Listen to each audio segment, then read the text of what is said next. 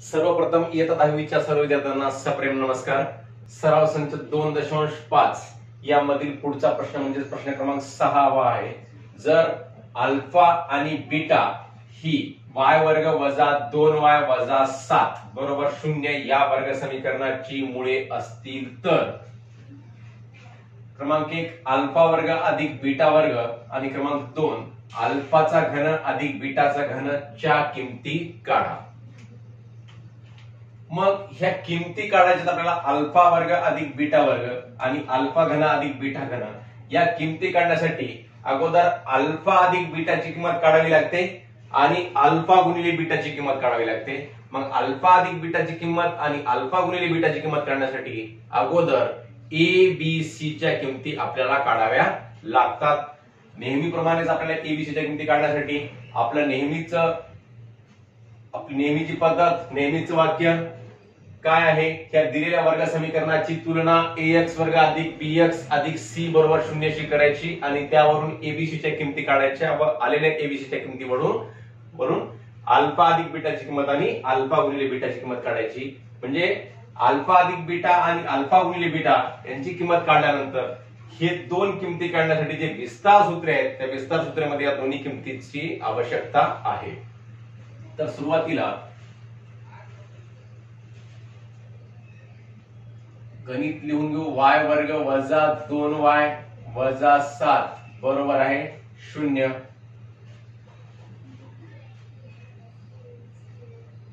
दिलेल्या वर्ग समीकरणाची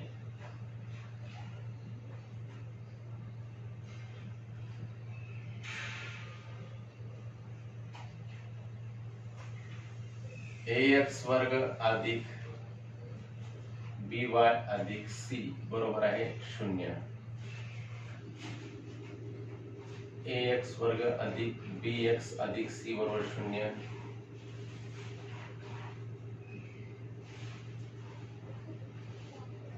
और इथं y आहे ay वर्ग अधिक by अधिक c बरोबर 0 ची तुलना करू। मग a ची किंमत काय निघते, y वर्गाचा सहगुणक 1, b ची किंमत आहे y चा सहगुणक ऋण 2 आणि c ची किंमत आहे ऋण 7। a b आणि c च्या किमती आपण या ठिकाणी काढलेल्या आहेत। मग a b c च्या किमतीवरून अल्फा अधिक बीटा याची किंमत काढून घेऊ। अल्फा अधिक बीटा बरोबर आहे अल्फा अधिक बीटा बरोबर सूत्र काय आहे, सूत्र लक्षामध्ये ठेवायचं। अल्फा अधिक बीटा बरोबर मायनस बी छेद ए आणि अल्फा गुणिले बीटा म्हणजे अल्फा बीटा बरोबर आहे सी छेद ए। दोन सूत्र लक्षामध्ये ठेवा। अल्फा अधिक बीटा बरोबर आहे मायनस बी छेद ए मायनस बी मायनस मायनस 2 छेद ए ची किंमत आहे 1 मायनस मायनस 2 म्हणजे काय झालं धन 2 आणि धन 2 छेद 1 म्हणजे धन 2। तसेच अल्फा गुणिले बीटा बरोबर आहे सी छेद ए। सी ची किंमत काय आहे ऋण 7 आणि ए ची किंमत आहे 1 ऋण 7 छेद 1 म्हणजे ऋण 7। म्हणजे अल्फा गुणिले बीटा आणि अल्फा अधिक बीटा ह्या दोन किमती आपल्याला प्राप्त झाल्या। मग आता या दोन किमतीचा वापर करून आपल्याला अल्फा वर्ग अधिक बीटा वर्ग कसं सोडवायचं बघा।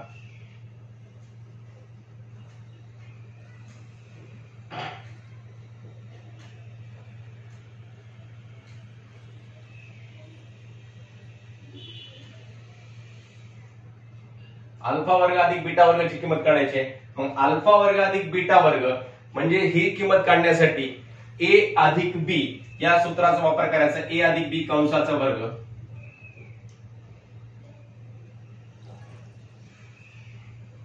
बरोबर आहे a वर्ग अधिक 2ab अधिक b वर्ग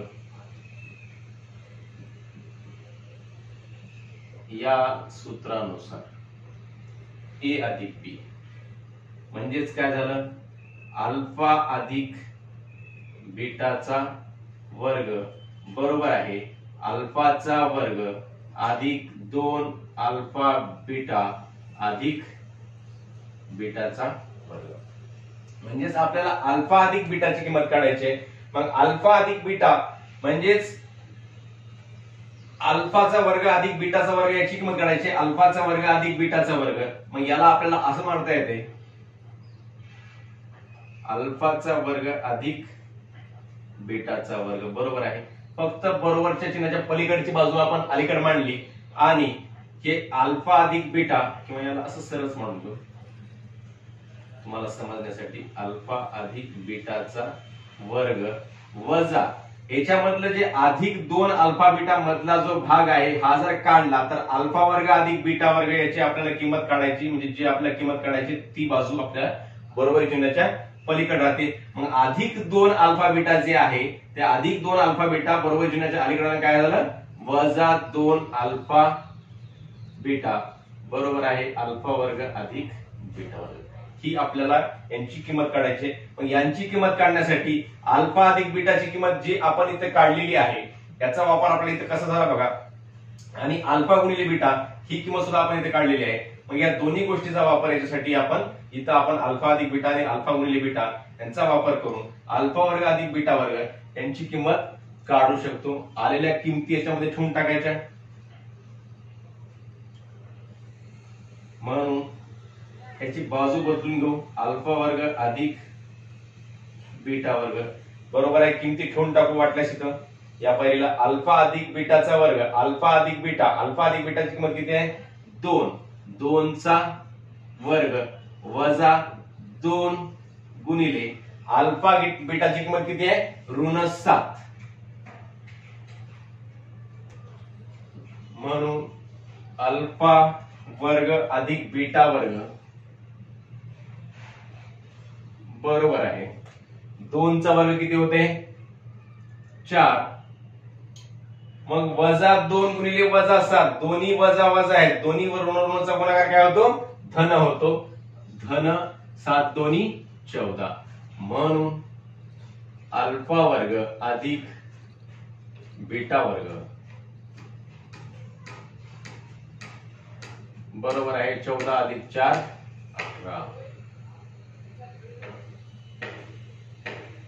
अशा प्रकारे अल्फा वर्ग अधिक बीटा वर्गाची आपण किंमत काढली. सूत्र वापरलं a अधिक b कंसाचा वर्ग बरोबर आहे a वर्ग अधिक 2ab अधिक b वर्ग. म्हणजेच a च्या ऐवजी अल्फा समजला आणि b च्या ऐवजी बीटा समजला तर अल्फा अधिक बीटाचा वर्ग बरोबर आहे पहिल्या पदाचा वर्ग म्हणजेच अल्फाचा वर्ग अधिक 2 गुणिले पहिलं पद गुणिले दुसरं पद म्हणजे 2 अल्फा बीटा अधिक बीटाचा वर्ग. मग आपल्याला अल्फा अधिक बीटाचा वर्ग म्हणजे अल्फा अधिक बीटाची आपल्याला इथे किंमत माहित आहे. म्हणून अल्फा अधिक बीटाचा वर्ग याच्यामधून हे 2 अल्फा बीटा जर वजा केले तर आपल्याला जी किंमत काढायची आहे अल्फा वर्ग अधिक बीटा वर्ग बरोबर चिन्हाच्या पलीकडे राहते. मग आपण याची बाजू बदलून घेतली. अल्फा वर्ग अधिक बीटा वर्गाला अलीकडे घेतलं आणि अल्फा अधिक बीटाची किंमत जी 2 निघालेली आहे तर 2 किंमत इथे ठेवली आणि अल्फा गुणिले बीटाची किंमत हे जी 7 निघाली ऋण 7 निघालेली आहे ती किंमत ठेवली आणि किंमत ठेवून सोडवलं तर आपल्याला उत्तर आलं. आता दुसरी बाब काढायची आहे अल्फा घन अधिक बीटा घन. आता याच्यामध्ये सुद्धा तसंच इथं घन इथं वर्गाचं सूत्र वापरलं. इथं कोणतं वापरायचं a अधिक b कंसाचा घन बरोबर आहे a चा घन अधिक b चा घन अधिक 3ab कंसामध्ये a अधिक b. हे विस्तार सूत्र आहे. a अधिक b कंसाचा घन बरोबर आहे पहिल्या पदाचा घन a चा घन अधिक दुसऱ्या पदाचा घन b चा घन अधिक 3ab कंसामध्ये a अधिक b. ह्या सूत्रानुसार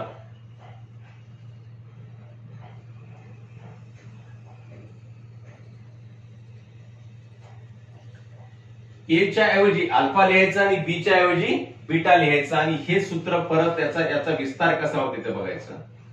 अल्फा अधिक बीटा चा घन बरोबर आहे अल्फाचा घन अधिक बीटाचा घन अधिक 3 अल्फा बीटा अल्फा अधिक बीटा. मग अल्फा अधिक बीटाचा घन आपल्याला अल्फा अधिक बीटाची किंमत माहित आहे. मग आपल्याला काय काढायचंय, अल्फा अधिक बीटाचा घन काढायचा आहे. अल्फा अधिक बीटाचा घन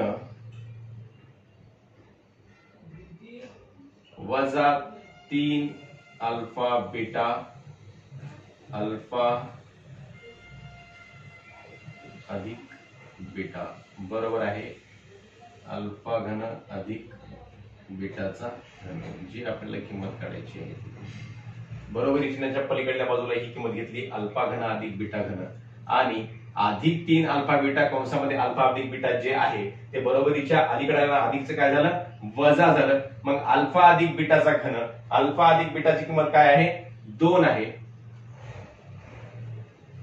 याला सरळ करून घेऊ तुम्हाला समजण्यासाठी. अल्फाचा घन अधिक बीटाचा घन बरोबर आहे, याच्या किमती घेऊन टाकू आता. अल्फा अधिक बीटाचा घन म्हणजेच 2 चा घन वजा 3 गुणिले अल्फा बीटा, अल्फा बीटाची किंमत आहे ऋण 7 आणि कंसामध्ये अल्फा अधिक बीटा, अल्फा अधिक बीटाची किंमत आहे 2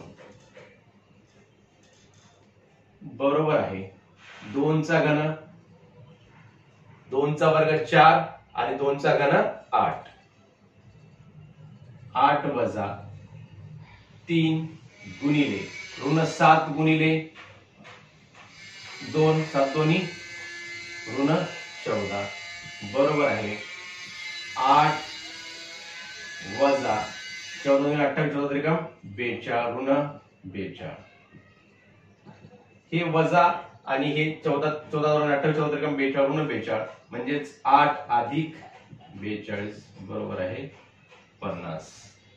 म्हणून अल्फाचा घन अधिक बीटाचा घन बरोबर आहे 50.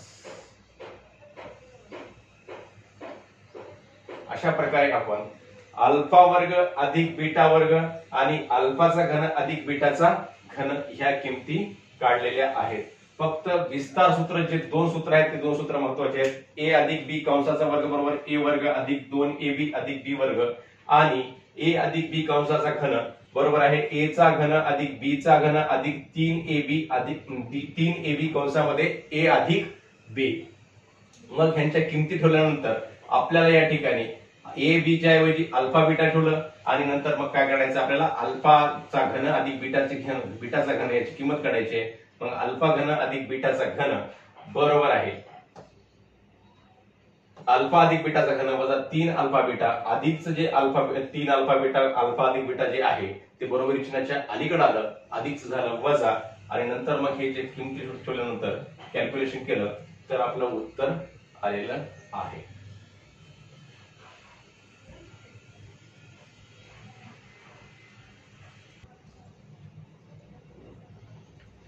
तर सराव संच 2.5 मधील पुढचं गणित आहे. पुढील प्रत्येक वर्ग समीकरणाची मुळे वास्तव व समान असतील तर के ची किंमत काढा. क्रमांक 1 3y वर्ग अधिक ky अधिक 12 बरोबर आहे 0. म्हणजे या वर्ग समीकरणामध्ये आपल्याला के ची किंमत काढायची आहे आणि माहिती सांगितलेली आहे मुळे वास्तव व समान आहेत. म्हणजे मुळे वास्तव व समान केव्हा असतात हे आपल्याला माहिती लक्षामध्ये आलं पाहिजे, तर आपल्याला याची किंमत काढता येते. मुळे वास्तव व समान केव्हा असतात, जेव्हा विवेचकाची किंमत म्हणजेच डेल्टाची किंमत म्हणजेच बी वर्ग वजा 4ac ची किंमत 0 येते तेव्हा मुळे वास्तव व समान असतात. म्हणजे बी वर्ग आला 4 वजा 4ac आला म्हणजेच एबीसी च्या किमती आल्या. म्हणजे आपल्याला अगोदर काय करावं लागते, या गणितामधल्या एबीसी च्या किमती काढायच्या आणि दिलेल्या माहितीच्या आधारे बी वर्ग वजा 4ac ची किंमत किती घ्यायची, 0 घ्यायची. मग ती किंमत घेतल्यानंतर आपल्याला हे त्याच्या आधारे के ची किंमत काढता येते. 3y वर्ग अधिक ky अधिक 12 बरोबर आहे 0. मुळांचा जिथं संबंध आला, मुळांचा संबंध आला की एबीसी च्या किमती आल्या, म्हणून आपल्याला एबीसी च्या किमती काढणं आवश्यक आहे. एबीसी च्या किमतीच्या आधारेच आपल्याला विवेचकाची किंमत काढावी लागते, म्हणून आपल्याला अगोदर एबीसी च्या किमती काढायच्या.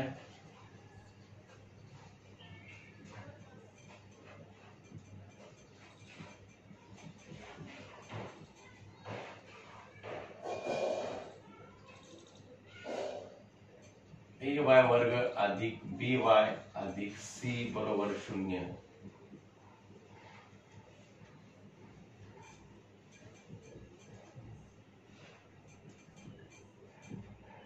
दिलेल्या वर्ग समीकरणाची ए वाय वर्ग अधिक बी वाय अधिक सी बरोबर 0 शी तुलना करू.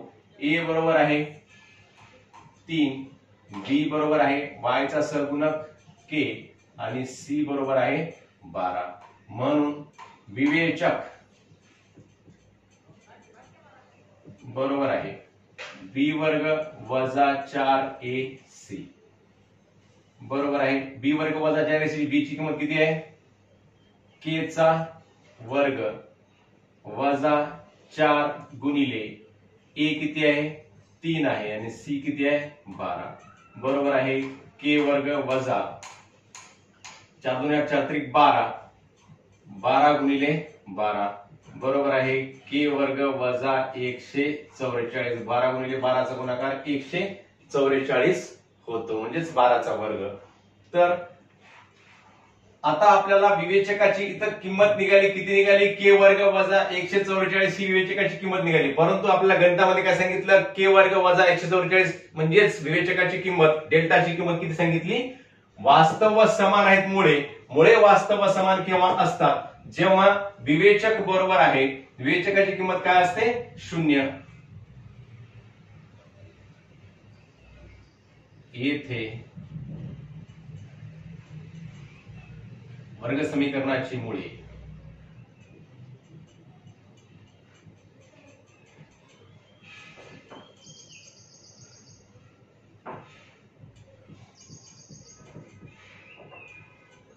वास्तव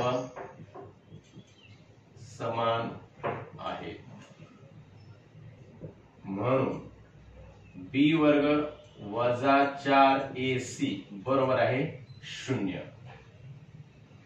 म्हणून बी वर्ग वजा 4ac ची किंमत किती निघाली? k वर्ग वजा 144 बरोबर आहे. मुळे वास्तव समान म्हणले की त्यांची किंमत 0. वास्तव असमान म्हणले की 0 पेक्षा मोठी मुळे आणि वास्तव संख्या नसले की 0 पेक्षा लहान. हे आपल्या लक्षामध्ये आहेच. त्या आधारे बी वर्ग वजा 4ac ची किंमत 0 लिहिली आणि बी वर्ग वजा 4ac ची किंमत किती निघाली आपल्याला? k वर्ग वजा 144. मग k वर्ग वजा 144 बी वर्ग वजा 4ac च्या ऐवजी k वर्ग वजा 144 लिहिलं बरोबर 0 ला बरोबर 0. म्हणून k चा वर्ग बरोबर आहे 144. ऋण 144 आली धन 144 झालं. म्हणून k बरोबर आहे धन किंवा ऋण 12. 144 हे काय असू शकते? 144 चं वर्गमूळ धन 12 ही असू शकते आणि ऋण 12 ही असू शकते. म्हणून k बरोबर आहे 12 किंवा k बरोबर आहे ऋण 12. तर अशा प्रकारे आपल्याला k च्या किमती आपण दोन किमती काढलेल्या आहेत. धन 12 किंवा ऋण 12. कारण k वर्ग बरोबर 144. 144 चं वर्गमूळ हे धन 12 ही असू शकते आणि ऋण 12 सुद्धा असू शकते. दुसरं गणित, या गणितामध्ये सुद्धा तसंच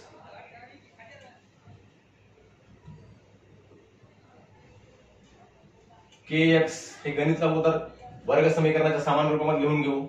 kx x वजा 2 अधिक 6 बरोबर आहे 0. kx ने x ला गुणलं तर काय होते? kx चा वर्ग वजा 2kx वजा 2 गुणिले kx वजा 2kx अधिक 6 बरोबर आहे 0. इथं सुद्धा तसंच दिलेल्या वर्ग समीकरणाची तुलना. कारण आपल्याला मुळांचं स्वरूप सांगितलेलं आहे वास्तव समान मुळे केव्हा असतात? जेव्हा बी वर्ग वजा 4ac ची म्हणजेच डेल्टाची किंमत 0 असते. म्हणजेच बी वर्ग वजा 4ac ची किंमत काढायची म्हणजेच अगोदर आपल्याला एबीसी च्या किमती काढाव्या लागतात. म्हणून एबीसी च्या किमती काढण्यासाठी ही पायरी ही आपल्याला प्रत्येक गणितामध्ये करावी लागते.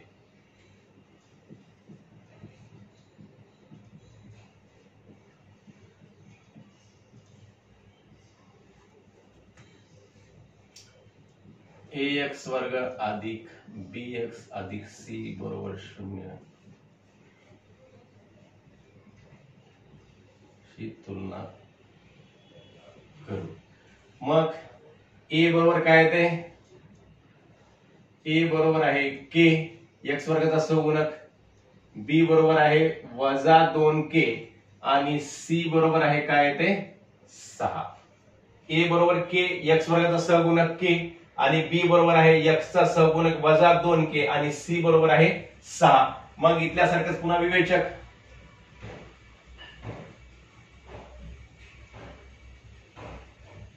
बरोबर आहे बी वर्ग वजा 4ac बरोबर आहे बी वर्ग म्हणजेच वजा 2k चा वर्ग वजा 4 गुणिले ए. ए म्हणजेच काय के आणि सी ची किंमत काय गुणिले 6 बरोबर आहे वजा 2 चा वर्ग काय येतो 4 येतो आणि के वर्गाला के वर्ग म्हणजेच 4k वर्ग वजा 4 25 4 सक 24k. विवेचक काय आला मग 4k वर्ग वजा 24k. तसंच वाक्य येथे वर्ग समीकरणाची मुळे वास्तव समान आहेत.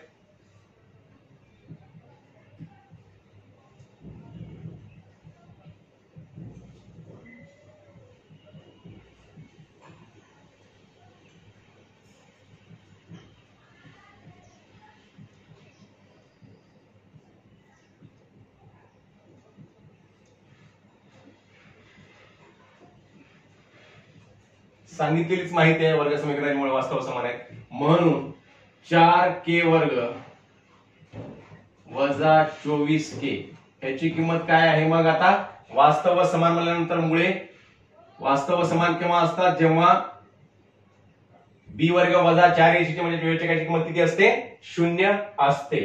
म्हणून 4k वर्ग वजा 24k बरोबर आहे 0. आता आपल्याला याच्यामधून 4k आणि 24k याच्यामधून कॉमन काढता येते. 4k कंसामध्ये k आणि 4k कॉमन निघते दोन्ही मधून. 4k आहे इथं 4 न 24 ला भाग जाते आणि इथं सुद्धा k आहे म्हणजे 4k कॉमन निघाले मध्ये राहिले k आणि वजा 4 25 4 सक 24 4k k वजा 6 बरोबर आहे 0. म्हणून 4k बरोबर आहे 0 किंवा k वजा 6 बरोबर आहे 0. एकतर 4k ची किंमत 0 राहू शकते कारण 4k आणि k वजा 6 या दोघांचा गुणाकार 0 आहे म्हणजेच 4k बरोबर 0 किंवा k वजा 6 बरोबर आहे 0. म्हणून k बरोबर आहे 0 भागिले 4 म्हणजेच 0 किंवा k बरोबर आहे ऋण 6 चं पलीकडे जाऊन झालं धन 6. तर k ची किंमत 0 किंवा k ची किंमत 6 येते. आता k ची किंमत जर आपण 0 घेतली k ची किंमत जर 0 घेतली तर इथं जर k घेतलं 0x वर्ग म्हणजे 0x वर्ग म्हणजेच काय होते मग 0 होऊन जाते ते x वर्गाचा आणि 0 चा गुणाकार 0 होते. मग वर्ग समीकरणाची जे पहिलं पद असते पहिल्या पदाची कोटी किती पाहिजे 2 पाहिजे आणि x वर्ग जिथं नसेल तर ते वर्ग समीकरण राहत नाही. म्हणून x k बरोबर 0 ही किंमत काय होते ही किंमत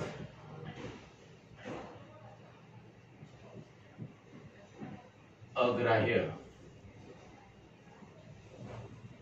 कारण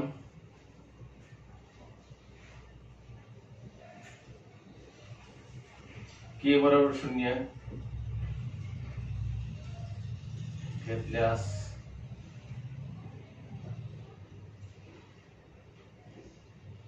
वरील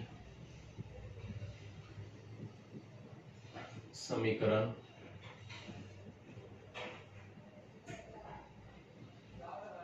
वर्ग समीकरण राहत नाही किंवा वरील सर्व समीकरणास अर्थ उरत नाही. एक तर हे सुद्धा 0 येते आणि वजा 2kx म्हणजे इथं सुद्धा 0 येते म्हणजे वर्ग समीकरण राहत नाही किंवा वरील समीकरण वर्ग समीकरण राहत नाही किंवा वरील समीकरणास अर्थ राहत नाही.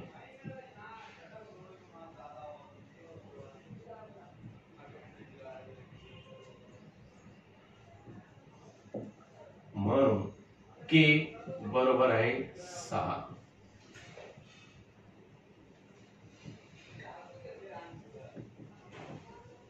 ही किंमत ग्राह्य.